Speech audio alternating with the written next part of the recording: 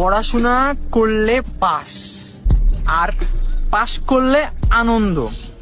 মনে আনন্দ আর ফুর্তি আসলে হয়ে যায় খেলাধুলা, আর খেলাধুলা করলে লাগে ব্যথা, আর ব্যথা লাগলে হয়ে যায় অসুস্থ, আর অসুস্থ হওয়ার মানেই হলো মৃত্যু।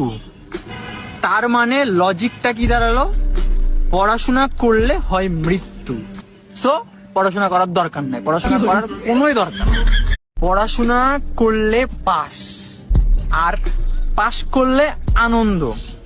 মনে আনন্দ আর ফুর্তি আসলে হয়ে যায় খেলাধুলা, আর খেলাধুলা করলে লাগে ব্যথা, আর ব্যথা লাগলে হয়ে যায় অসুস্থ, আর অসুস্থ হওয়ার মানেই হলো মৃত্যু। তার মানে লজিকটা কি দাঁড়ালো? পড়াশোনা করলে হয় মৃত্যু, সো পড়াশোনা করার দরকার নাই, পড়াশোনা করার কোনোই দরকার নেই।